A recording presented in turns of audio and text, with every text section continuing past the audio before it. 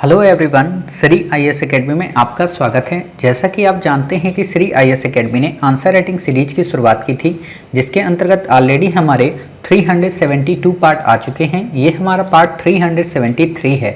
अपने इस पार्ट में हम देखेंगे कि आपके द्वारा हमारे टेलीग्राम चैनल पर किस प्रकार का प्रश्न लिखकर भेजा गया, उसे आपने किस तरीके से लिखा और वास्तव में आपको उसमें किन किन बिंदुओं को ऐड करने की आवश्यकता है। तो चलिए शुरू करते हैं। जैसा कि आप देख रहे हैं, ये प्रश्न आपके द्वारा हमारे टेलीग्राम चैनल पर लिखकर भेजा गया है। तो सबसे पहले हम आपके इस प्रश्न को पढ़ेंगे, आपके उत्तर को देखेंगे और देखेंगे कि इसे आपने कैसे लिखा है और इसमें किन किन बिंदुओं को ऐड करने की आवश्यकता है। काफ़ी अच्छा आपका प्रश्न है। प्रश्न है, दक्षिणी चीन सागर के मामलों में समुद्री भूभागी विवाद बढ़ता हुआ तनाव समस्त क्षेत्रों में नौ परिवहन और ऊपरी उड़ान की स्वतंत्रता को सुनिश्चित करने के लिए समुद्री सुरक्षा की आवश्यकता की पुष्टि करते हैं। इस संदर्भ में भारत और चीन के बीच द्विपक्षीय मुद्दों पर चर्चा कीजिए। किसी भी देश को समुद्री सुरक्षा उस देश के जलीय विस्तार से सुनिश्चित होता है, जैसे अमेरिका, ब्रिटेन, भारत, इंडोनेशिया आदि। इस परिप्रेक्ष्य में दक्षिणी चीन सागर से मामलों में जुड़ी भूभागी विवाद और अन्य क्षेत्रों जैसे नौ परिवहन में बढ़ता तनाव समय समय पर चर्चा का विषय बना हुआ है। दक्षिण चीन सागर और प्रशांत महासागर का एक हिस्सा है, जिसके तहत चीन फिलीपींस ऐसे नहीं, फिलीपींस आपको ऐसे लिखना होता है यहाँ पे, ये ठीक है। Philippines, Vietnam, Taiwan, Brunei, Indonesia आदि देश सम्मिलित हैं। फिर आपने मैप बनाया है, मैप ठीक है, सम्मिलित हैं। इसके बाद मुख्य रूप से दक्षिणी चीन सागर को लेकर उसके आसपास अवस्थित देशों में चीन के साथ मतभेद होता रहता है। इसी क्रम में भारत व चीन में विवाद उत्पन्न होते हैं। इस विवाद से निपटने हेतु कूटनीतिक स्तर पर दोनों मध्य द्विपक्षीय मुद्दे उभरते हैं, जैसे भारत का दक्षिण पूर्व एशिया और पूर्व एशिया के साथ व्यापार करने का समुद्री मार्ग दक्षिणी चीन सागर ही है, जिससे भारत लगभग 55% व्यापार करता है। इसलिए चीन का दक्षिणी चीन सागर पर प्रभुत्व बना रहने से भारत का व्यापार पर नकारात्मक प्रभाव पड़ता है। साथ ही भारत का अमेरिका के साथ पश्चिमी तटीय क्षेत्रों, जापान, ऑस्ट्रेलिया के साथ समुद्री परिवहन अवरुद्ध हो जाएगा, जिससे वो नौ परिवहन गतिविधियां प्रभावित होंगी। गतिविधियां यहाँ पे 2 बार बीवी लिख दिया, गतिविधियां ऐसे आपको लिखना है, गतिविधियां ठीक है, प्रभावित होंगी। चीन की विस्तारवादी नीति के तहत वह दक्षिण चीन सागर के माध्यम आप लिखिए, हिंदी एरर हो रही है जल्दबाजी में, माध्यम से हिंद महा ऐसे आपको नहीं लिखना है, पूरा लिखिएगा। यहाँ पे यूपीएससी कहती है आप हमें कोड मत कीजिए।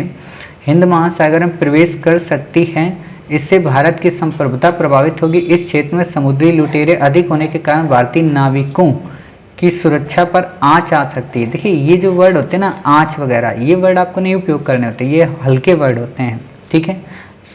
इसके अलावा खनिज संसाधनों जैसे पेट्रोलियम, लियम, तेल आदि का भारत द्वारा दक्षिण पूर्व एशियाई देशों के साथ, फिर आपने यहाँ पे क्या लिखा है, दक्षिण एशियाई देशों के साथ हुए समझौते पर नकारात्मक प्रभाव पड़ सकता है। कुल मिलाकर देखा जाए तो चीन बार बार दक्षिणी अंतर्राष्ट्रीय संधि एवं नियमों का उल्लंघन करता आया है। अमेरिका व अन्य देशों का मानना है कि चीन दक्षिणी चीन सागर से संबंधित इन नियमों का पालन करे, जिससे अंतर्राष्ट्रीय स्तर पर शांति बनी रहे। देखिए आपने इस प्रश्न के उत्तर को ना बिल्कुल सामान्य तौर पर लिख दिया है, इसमें कई सारे पॉइंट अभी और ऐड होने बाकी हैं। आपने क्या किया, इस प्रश्न को डायरेक्ट इंडिया पर ही लिख दिया। आपको यहाँ पे ये बता देना है कि दक्षिणी चीन सागर के मामलों में समुद्री भूभागी विवाद, बढ़ता हुआ तनाव समस्त क्षेत्रों में नौ परिवहन को और ऊपरी उड़ान को स्वतंत्रता को सुनिश्चित करने के लिए समुद्री सुरक्षा की आवश्यकता की पुष्टि करता है, ठीक है।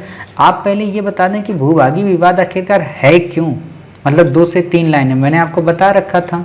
यहाँ पे 9 डैश लाइन का उपयोग करते हुए आप बता सकती हैं, ठीक है। आप ये भी बता सकते हैं क्योंकि यहाँ पे रिसोर्सेज सबसे ज़्यादा है, खनिज संपदा यहाँ पे ज़्यादा है, इसलिए चाइना सामरिक रूप से इम्पोर्टेंट है, इसलिए चाइना यहाँ पे अपना प्रभुत्व इस्टेब्लिश करना चाह रहा है। और जब आप ये चीज़ें बता देंगी तब आप बताएं कि अगर चाइना की प्रभुता यहाँ इस्टेब्लिश हो गई तो इंडिया और चाइना के रिलेशन पर क्या इम्पैक्ट पड़ेगा, इंडिया और साउथ ईस्ट एशिया के अन्य कंट्री के साथ रिलेशन पे क्या प्रभाव पड़ेगा।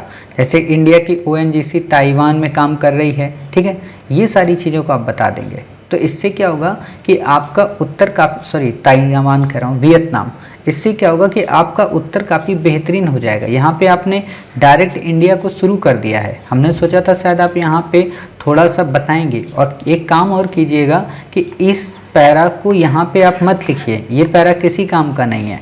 आप जो भी जब भी लिखें ना, यहाँ से आप शुरू करें और वो जो 2 से 3 लाइनें हमने आपको बताई दक्षिणी चीन सागर के महत्व को, उसको भी आप यहाँ लिंक कर दें।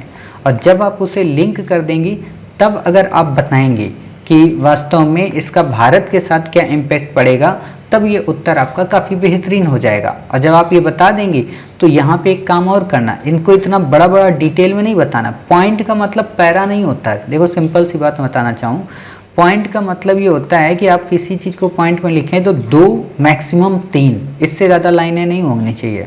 ठीक है, तो जैसे आपने मान लीजिए ये लाइन लिखा है, भारत का दक्षिण पूर्व एशिया और पूर्व के साथ व्यापार करने का समुद्री मार्ग दक्षिणी चीन सागर ही है। इतना क्यों आप डिटेल बताएंगे, आप सीधे लिख दो ना कि भारत का दक्षिण पूर्व एशिया और पूर्व एशिया के साथ व्यापारिक मार्ग बाधित होगा।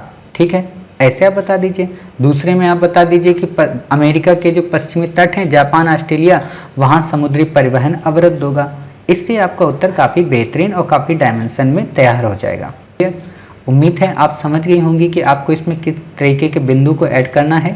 बाकी हमने डिटेल में एनालिसिस कर दिया है अपने आंसर राइटिंग फ्रेम में, जीएस में। वहाँ पे हमने इसकी पीडीएफ भी प्रोवाइड करा दी थी, आपने वहाँ देखा होगा, सुना होगा, समझ गई होंगी कि हाँ सच में आपसे ये मिस्टेक हुई है। उम्मीद है कि नेक्स्ट टाइम से ऐसी आप मिस्टेक नहीं करेंगी। मिलते हैं फिर आप ही के द्वारा भेजे गए एक नए आंसर के साथ। तब तक अपना ख्याल रखिए और स्वस्थ रहिए।